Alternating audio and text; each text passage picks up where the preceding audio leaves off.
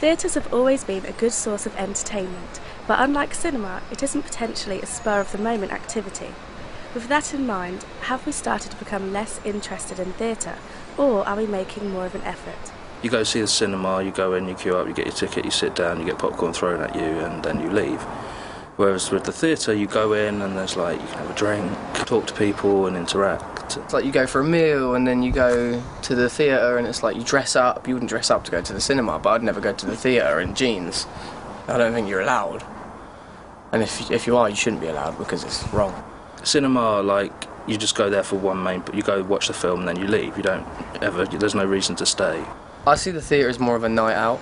I don't know, it is expensive. Well, the thing with theatre is you never really know what's going on, like what's on, like unless you actually actively go out to see it. Like the only place you really see advertising for it is if you get in the underground in London.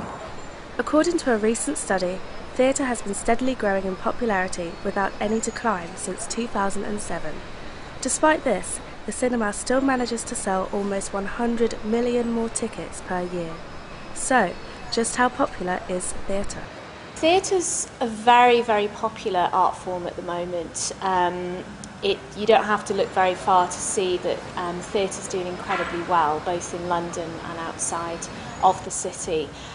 It's really one of the arts that's been just rising and rising in popularity in terms of audience over the past few years.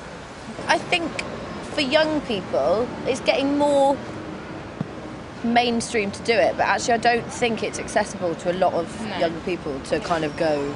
I disagree actually. At the National Theatre, for starters, we have our Travel X season, which means that almost half of the tickets in our largest Olivier space are £10. And if you equate that to a West End cinema ticket, which is upwards of £15, then we're already looking at a better deal.